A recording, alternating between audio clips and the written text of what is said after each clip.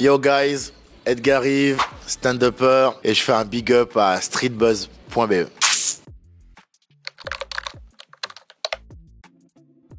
Je suis stand-upper, c'est ma spécificité de base. Je monte sur scène, je fais des blagues pour faire rire les gens. Après, je fais d'autres trucs, je fais beaucoup de podcasts aussi, on me voit beaucoup avec ça maintenant sur les réseaux. J'écris un film, j'écris une série. Je suis artiste, quoi, je crée des trucs, voilà. Je suis beaucoup axé stand-up depuis quelques années maintenant, mais c'est un métier de création, donc je crée des trucs, quoi. Moi, est-ce que ça a toujours été le cas? Est-ce que j'ai toujours été considéré comme un mec chaud? Bah non, je pense que non, hein. Il y a bien un moment où on me respectait pas. Mais je pense que effectivement maintenant tout le monde respecte mon talent. Je pense qu'avoir la reconnaissance de tes pairs quand tu fais ce boulot, c'est important. Et après, donc c'est flatteur, mais en vrai je m'en fous, hein. Tu sais, il faut vivre dans un monde où tu peux vivre sans la reconnaissance d'autrui, quoi. C'est important de pas accorder trop d'importance à la vie des autres. Donc s'ils te valident, tant mieux, mais s'ils te valident pas, tant pis en vrai, tu vois. Avec quelle envie j'ai démarré ce métier? Être bon, ça a toujours été mon souci, moi. Monter sur scène, être performant, faire rire les gens, ça a toujours été mon seul souci. Donc, j'ai jamais eu autre chose en tête. Remplir des grandes salles, c'est sûr. Mais l'objectif numéro un, ça a toujours été d'être drôle.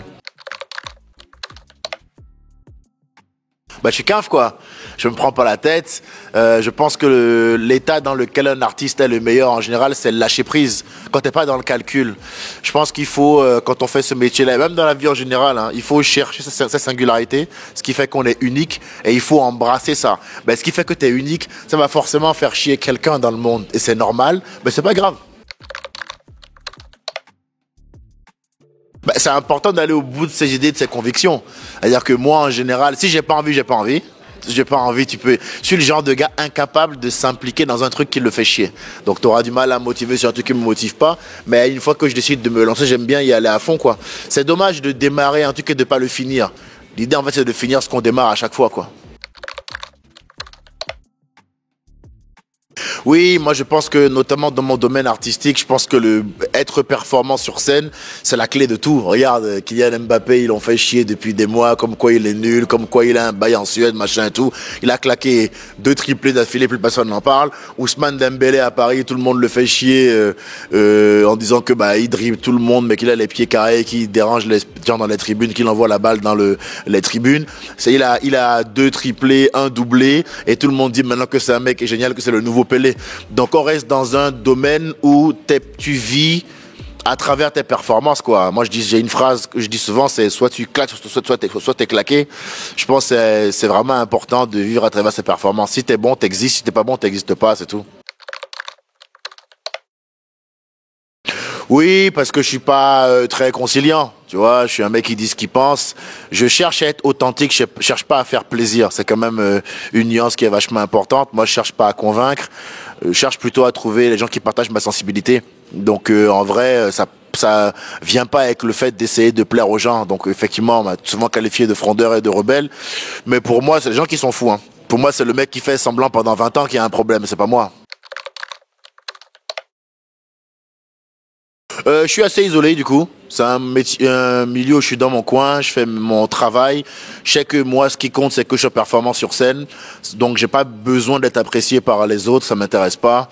Je vais dans les médias où on est ravi de me recevoir. Je vais pas dans ceux où on n'a pas envie de me voir, et ça me va très bien. Je suis à l'aise avec le rejet. Je cherche pas à être aimé à tout prix. Je veux juste être performant, avancer et faire mes trucs. Donc, en vrai, je gère ça en étant plutôt de mon côté, ça me permet d'être à l'abri des coups de fusil, on va dire, quoi. Je me mets dans mon coin, perché au sommet de ma montagne, et c'est très bien comme ça. Voilà. Je suis un solitaire endurci et ça me va très bien.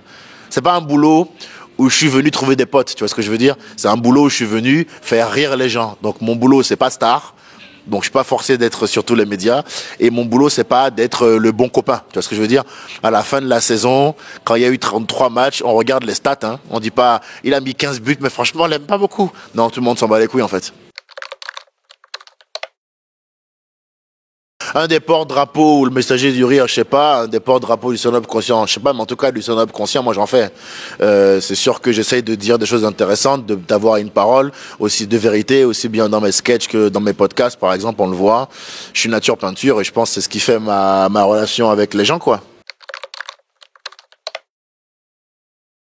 Est-ce que c'est une revanche sur eux? Je sais pas, mais en tout cas, c'est sûr que c'est le fait de pas vouloir me soumettre à eux qui m'oblige à créer mon propre style. Tu vois, tel que tu me vois là, il y a mon gars Ilyes qui me suit à la caméra. On fait nos propres montages qu'on poste sur les réseaux. Je poste trois contenus vidéo différents par semaine sur tous les réseaux sociaux. Je fais partie de la génération qui veut montrer qu'il y a une vie aussi en dehors des médias. C'est-à-dire que si on est les bienvenus, on vient. Mais si on n'est pas les bienvenus, c'est pas grave et on vit quand même. Je pense qu'en tant qu'artiste, il est important que ta stratégie promotionnelle ne passe pas que par les médias. Sinon, c'est pas le truc le plus viable qui soit. Il faut avoir un plan qui repose sur toi-même et les à côté, après, c'est un plus, quoi. Si tu l'as pas, c'est pas grave. Si tu l'as, c'est tant mieux. Tu vois ce que je veux dire? Donc, c'est plutôt l'industrie elle-même qui m'a obligé, en voulant dresser le plan le plus efficace, à être un peu isolationniste, quoi. Parce que si tu veux, bah, le meilleur plan, c'est le plan qui repose sur mon talent et sur ma force. Si mon plan il repose sur, mettons que mon plan il repose sur Street Buzz. Si Street Buzz me reçoit pas, du coup je suis mort. Mettons que mon plan il repose sur streetbuzz.be et que le gars de streetbuzz.be je peux pas le blairer, mais comme je veux être sur streetbuzz.be, j'accepte quand même de jouer avec son zizi. C'est une victoire qui a pas bon goût, hein. Tu vois ce que je veux dire ou pas? Donc être authentique c'est important, la manière de gagner pour moi c'est important, j'ai une mentalité de neuf, je veux gagner c'est sûr, mais la manière pour moi c'est important. La manière, comme je dis souvent à mes potes, c'est soit la fleur de sel sur l'entrecôte parfaitement cuite, soit le grain de sable dans le couscous, et c'est chiant du sable dans le couscous. On peut s'attendre à un style de stand-up très débridé, inspiré des meilleurs américains, Dave Chappelle, Eddie Murphy, Richard Pryor, Ricky Gervais, Louis C.K. C'est un humour de société où je donne mon regard sur le monde dans lequel on vit de façon acerbe, un humour noir, sans concession. Mon plus gros challenge, ça a été de me faire remarquer par le public français. Là, je suis arrivé à un stade de mon boulot où je remplis des 1000, 2000 partout en France. Là, je fais 2 grands axes à la fin de la saison. Donc, c'est ça le plus important pour moi. Quand tu démarres dans ce boulot, ce qui compte, c'est de te faire repérer par le public, pas par un média en particulier ou un producteur, ou même de te faire apprécier des gens. Ce qui compte, c'est que les gens aient envie de payer un ticket pour venir te voir. C'est le challenge de n'importe quel artiste, finalement. N'importe quel créateur vit à travers les yeux du public, à travers les actions du public. Donc le but pour nous, c'est d'apparaître quoi sur la carte de France et d'être visible par le public. J'écris mon film en ce moment avec Pathé, qui va s'appeler Solide. Ça traite de l'histoire de ma vie et tout. Je suis en l'acte 3. Je suis un peu de retard, faut que je le rende. Je l'ai promis que je devais le rendre, mais je suis un peu à la bourre. Mais ouais, il y a mon documentaire qui sort bientôt, Edgar Yves, le prix de la liberté. J'écris mon film aussi. Stand-up, podcast, comme tu as vu, j'essaie d'être partout. Parce qu'à partir du moment où tu es seul, il vaut mieux que tu aies plein de cordes à ton arc, quoi. Voilà.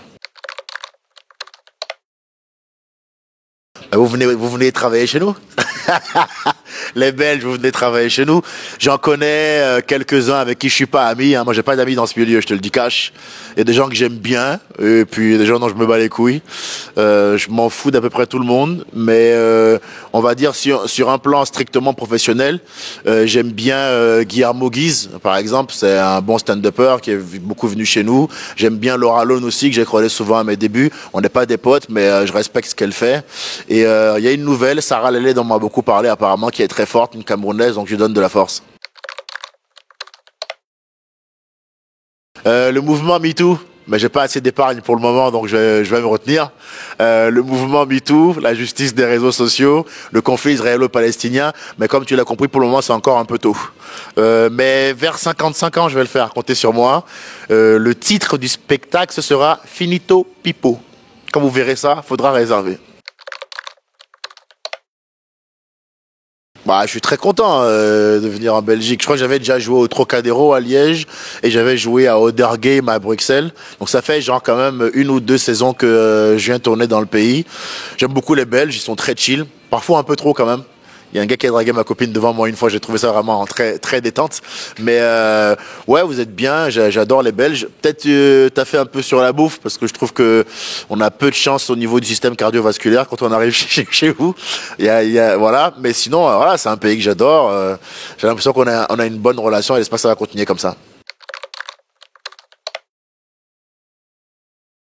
J'espère que ce sera les Lakers déjà pour répondre pour la NBA parce que là on a vu un trade incroyable, Doncic qui a été tradé aux Lakers à l'insu de son plein gré, soi-disant parce que le gars est en surpoids, machin et tout. On sait que c'est un des top 5, un des meilleurs joueurs de la NBA. J'espère que ça va le piquer au vif et qu'il va aider LeBron à gagner un 5e titre parce que j'aime bien LeBron James, il a 40 ans, il fait des exploits incroyables et il mérite.